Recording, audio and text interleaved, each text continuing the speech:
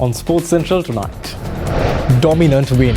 Thailand defeats Sri Lanka 4-0 in their 2027 AFC Asia Cup qualifiers third round match at the Racecourse grounds, marking their 8th consecutive win against Sri Lanka in an international football encounter.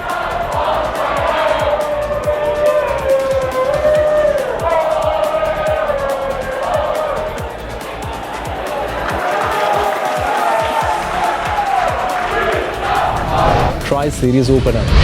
Pakistan clinched the victory in the final over with Zimbabwe bowlers giving early pressure in the first game of the Tri-Nation series. Nawaz. Yeah, winning shot.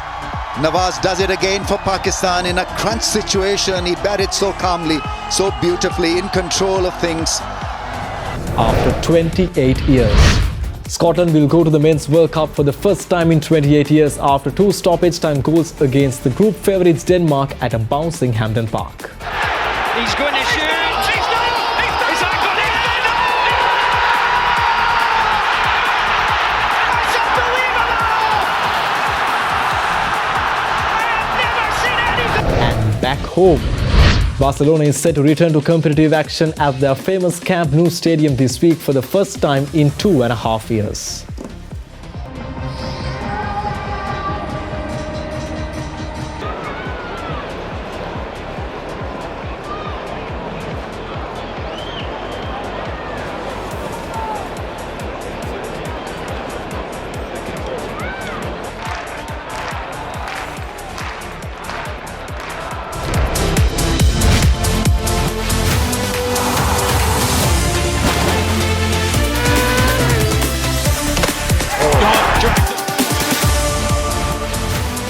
From Studio 24C, this is Sports Central. And now, here's Vinut Varnasurya. Hello and welcome to Sports Central right here on other Derana News Channel. Well, today also we have a lot of updates covering all the major sports in the world. So without further ado, let's start things off. Thailand defeated Sri Lanka 4-0 in their 2027 AFC Asia Cup qualifiers third round match at Racecourse grounds in Colombo last evening. This was Thailand's 8th consecutive win against Sri Lanka in an international football encounter. The 2027 AFC Asian Cup qualifiers third round match between Sri Lanka and Thailand was played at soggy pitch under wet conditions at the Racecourse ground. Thailand, the 96th ranked team in the world, extended their dominance over Sri Lanka with some dominant display of football. The visitors spotted the first goal in the 6th minute to take the lead. The scoreline remained at 1-0 in favour of Thailand at the half-time. The visitors increased their tempo in the second half with an increased attacking rally. They netted 3 more goals in the second half, and at the final whistle the scoreline was 4-0. Sunsa Bell of Thailand was adjudged the player of the match for his brilliant style of play.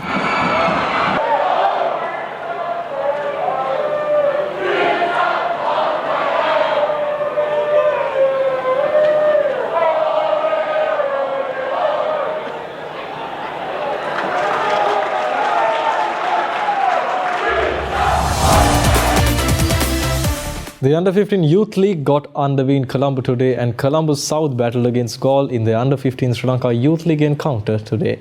The match took place at the Colombo University grounds, and Colombo South defeated Galle by 1 wicket in a low-scoring thriller. The Under-15 Sri Lanka Youth League cricket encounter between Colombo South and Galle was played at the Colombo University grounds. The visitors won the toss and opted to bat first. However, they could only be able to score 123 runs before being bowled out in the 39th over. The Galle team lost wickets at regular intervals, and at one stage they were reeling at 55 for the loss of 7. Then top scorer Gesandu Bisas and Shenula Meenlaka added 51 runs for the 8th wicket. Gesandu scored 52 runs with 7 fours and a 6. Gagan Gamage was the pick of the Colombo South bowlers, capturing 3 wickets, while Hamid Adal capturing 3 wickets, while Hamid Afdal, Sanuga Dulmika and Akash Disanayaka bagged 2 wickets each. In reply, Colombo South were given a good start by their openers Menura Disanayaka and Lithum Deva Surendra, adding 50 runs for the first wicket. Menura made 31 while Lithum scored 27 runs. However, they lost wickets at regular intervals before the last wicket pair in. Hamid Lafdal with not out 20 and Gagan Gamage ensured they reached the target with 1 wicket to spare. They reached 125 for 9 in 40.2 overs. Kavisha Gayashan was the pick of the bowlers for Galle, bagging 4 wickets for 29 runs.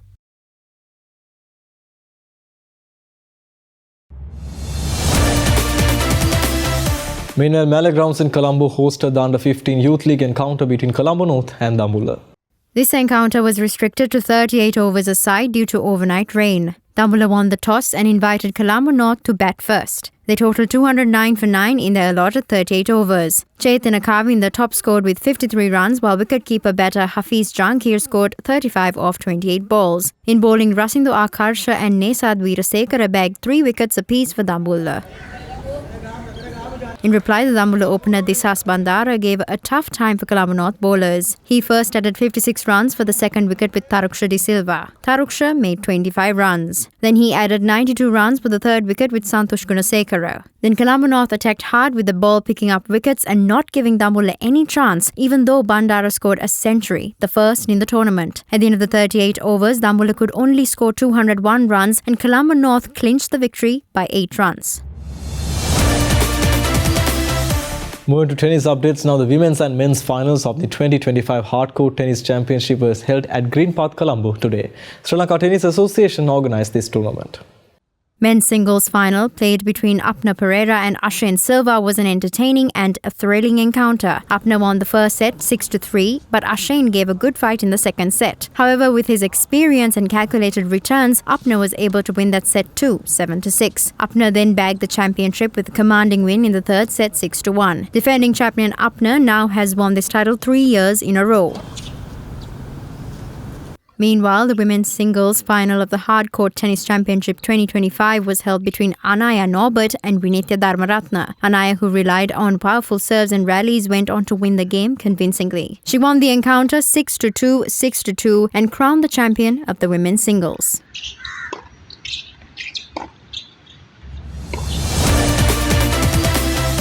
Let's head into a short commercial break. You're watching Sports Central on Ada Derana News Channel. We'll be right back.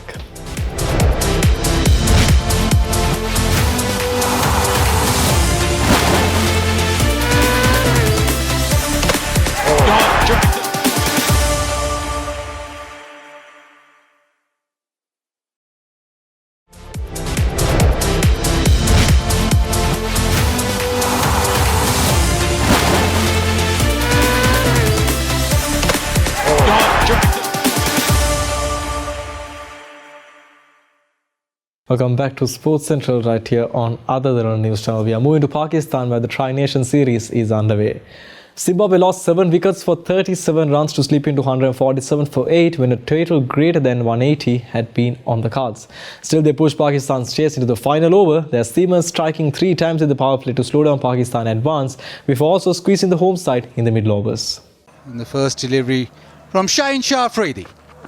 After 7 overs, Zimbabwe were running the show. The openers had hit 11 fours and a 6 between them. The run rate was in touching distance of 10 per over, and the first 2 overs of spin had conceded 26 runs.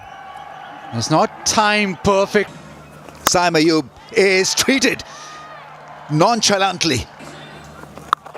Now that is some shot. That really is middled. The openers were on full form with Brian Bennett scoring 49 and Harivansh Marumanis hitting 30 off 22. Going to be another boundary. And that's taken brilliantly. But Nawaz, bowling quicker than more accurately than the leg spinners, made the breakthrough that soon brought a flood of wickets when he had Marumani caught at deep square leg. Later, he also had number 4 batter Ryan Bull holding out for just 8 runs.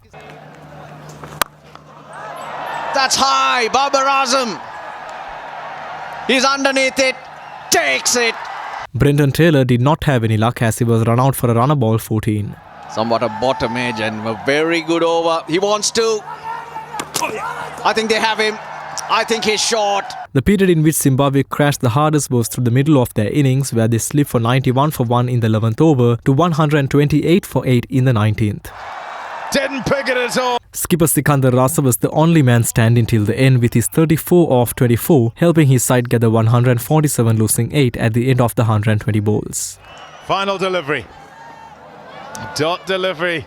Well bowled, took all the pace off again. In the chase, early wickets were crucial when defending the modest score, and that's exactly what Zimbabwe got when Brad Evans removed both Shahib Sadaf Farhan and Babar Azam in the 5th over before Tindonde Maposa trapped Salmanaga in the 6th over. And again, huge appeal and given. At the end of the power play, Pakistan were 31, losing 3 wickets. They would struggle through the next 4 overs too, and when Ayub was dismissed by Creamer's leg spin in the 10th over, the required run rate was up to 9 and Zimbabwe looked like defending their total. On Saim Ayub. but a sensible stand between Saman and Usman gave the Pakistan chase some substance. It came down to the final over where everyone thought the game would go sideways, but with two back-to-back boundaries, Pakistan maintained their momentum on home soil, winning the opening game of the Tri-Nation Series. Fine, beautifully played by Nawaz. Yeah, winning shot. Nawaz does it again for Pakistan in a crunch situation. He batted so calmly, so beautifully, in control of things. Scotland will go to the Men's World Cup for the first time in 28 years after two stoppage goals and an astonishing night of drama sunk group favourites Denmark at a bouncing Hampden Park. The Scots led twice inside 90 minutes, twice lost that lead, then scored two fabulous goals in injury time, one from their own half, to ensure they will return to the finals for the first time since 1998 in France. Have you ever seen anything like that? What a goal from Scott McTominay. Brilliant pressure from Scotland. Now they will be in the December 5th draw for the tournament next summer in the United States, Canada and Mexico after a haphazard but ultimately glorious qualification campaign in which they have overcome Greece, Belarus and the Danes. Needing a win to avoid the anxiety of having to go through Mark's playoffs, Scotland were challenged by head coach Steve Clarke to play with the anticipation of success, not the fear of failure. And his players rose to the occasion on this monumental night as Clarke became the first head coach to lead the Scots to 3 major tournaments. He's going to have to stand firm in the face of this. Tierney's only half away. Dorgu 2-2. The 10-man level for the second time tonight. Inside 3 minutes, Scott McTominay leapt to ludicrous heights to direct the ball beyond Kasper Schmeichel with an outrageous overhead kick. It sent a packed Hampden into cacophonous raptures, but such has been the pain this place has seen over the years. There was the overwhelming concern the lead had come too early. The Danes, who dropped an unlikely point at home to Belarus on Saturday to set up this nail-biting showdown, repeatedly pushed for an equaliser. The Scots, who continued to lean on the luck which has carried them through this rollercoaster campaign, were handed another lifeline when Rasmus Christensen was sent off for a soft second booking. All in all, this was far from a vintage campaign from Scotland, but they came in clutch. The Scotland way.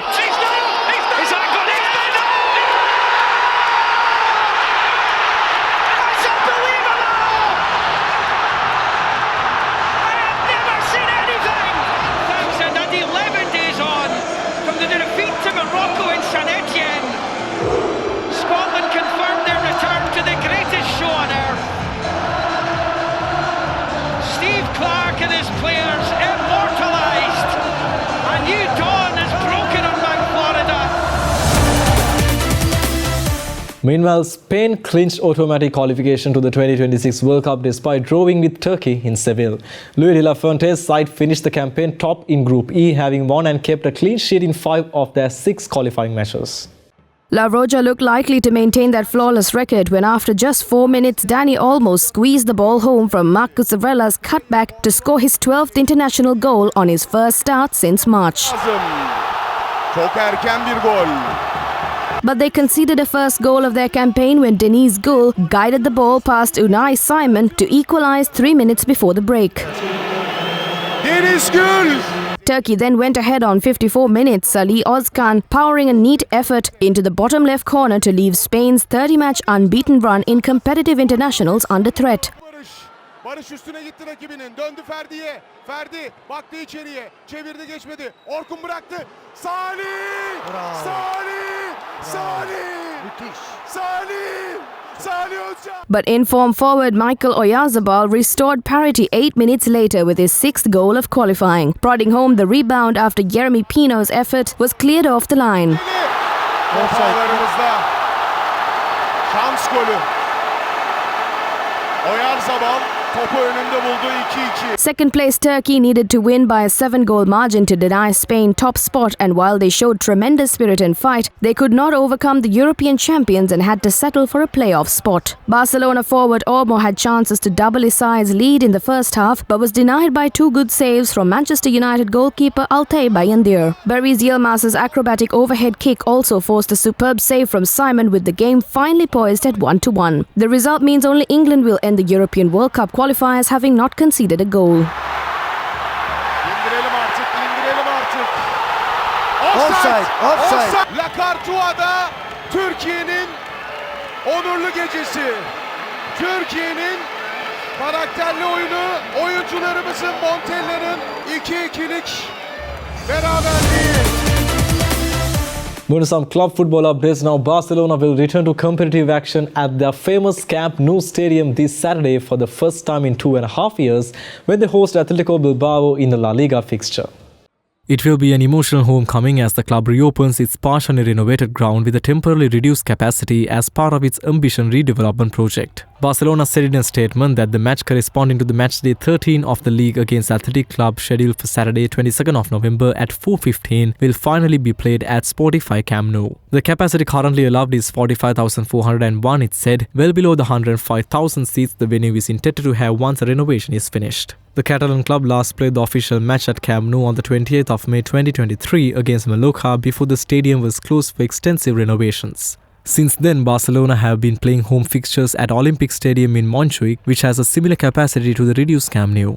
The club said they are liaising with European governing body UEFA to also hold next week's Champions League match against Eintracht Frankfurt at the revamped Camp Nou, though official confirmation is pending. While the renovation means the fans will not yet witness the stadium at full capacity, the temporary arrangements still offer a heartfelt opportunity for many fans to return to their spiritual home.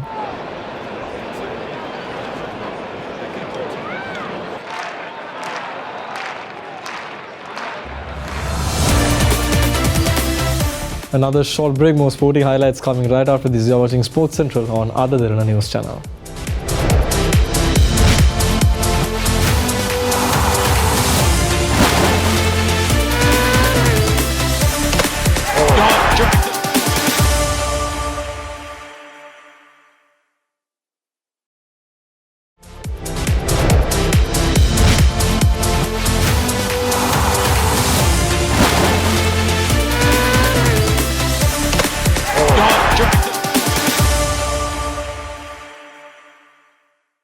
Welcome back to Sports Central right here on Derana News Channel. We are moving to the tennis court now. World number 1 Carlos Alcaraz has pulled out of the Davis Cup finals in Bologna due to a swollen hamstring, as he was saying that he was heartbroken to miss this year's format. The Spaniard aggravated the problem during the ATP finals, where he lost to Jannik Sinner in Sunday's title clash, his withdrawal dealing another big blow to organisers, the International Tennis Federation. Alcaraz said on Instagram that he is very sorry to announce that he won't be able to play for Spain in the Davis Cup in Bologna. He added that he has edema in his right hamstring and the medical recommendation is not to compete, and that he always said that playing for Spain is the greatest thing there is, and he was really looking forward to helping them fight for the Davis Cup. Sinner, ranked number 2 in the world, pulled out of the tournament last month before defending champions Italy confirmed his absence. Italy, who have won the past 2 Davis Cups, will also be without Lorenzo Musetti, who withdrew citing physical and family reasons. Musetti's place is expected to be taken by Lorenzo Sonego, who has been in Turin, practicing in recent days. Italy will face Austria today, while Spain play the Czech Republic tomorrow in the quarterfinals, with the final on Sunday.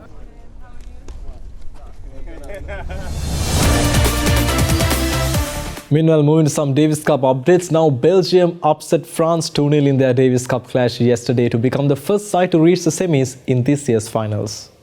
Despite both teams having an inferior head-to-head record and both singles players being ranked below their opponents, the Belgian team won the first 2 games, ensuring there was no need for a doubles match decider. First up, Rafael Collin overcame Corentin Moutet, coming from a set down to win 2-6, 7-5, 7-5.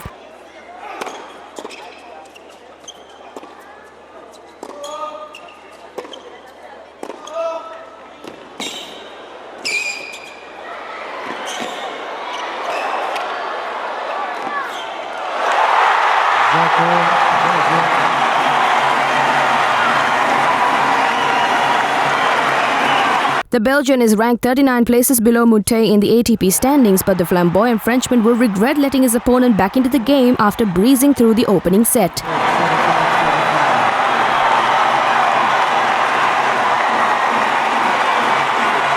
Zizou Berg sealed Belgium's win with a straight sets victory over Arthur Rinderknecht 6-3, 7-6. Berg's 43rd in the world was dominant in the match but could consider himself fortunate to have not given away the second set. Ultimately, the 26-year-old eased through the tiebreak with a deserved victory, sparking jubilation in the Belgian ranks. Belgium will now face the winner of Italy versus Austria in the semi-finals on Saturday.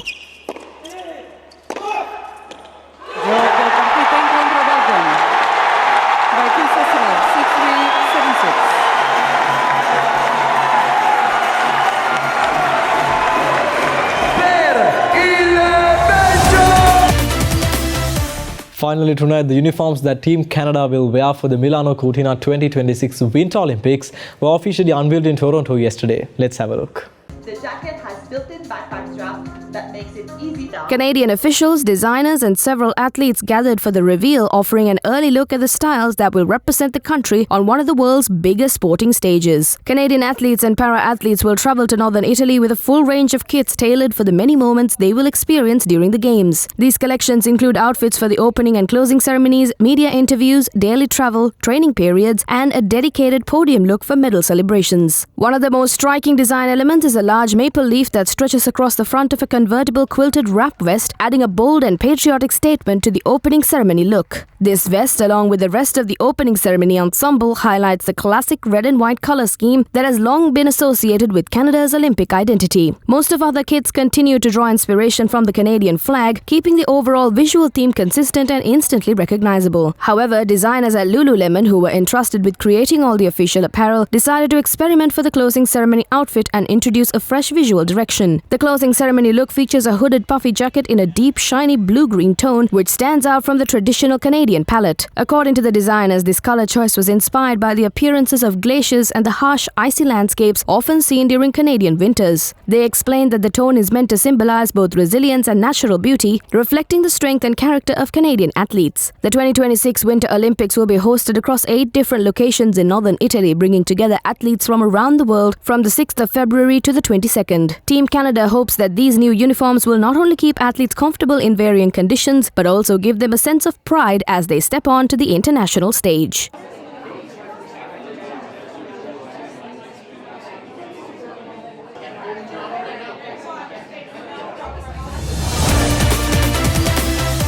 And with that, we wrap up today's bulletin of Derana Sports Central. Well, we value your feedback, so don't forget to send it via email at feedback.adnsenglish@derana.lk or via WhatsApp at 076 805 7933. Sit me Adhikari standing by on World News Tonight. Well, then until tomorrow, have a very good night.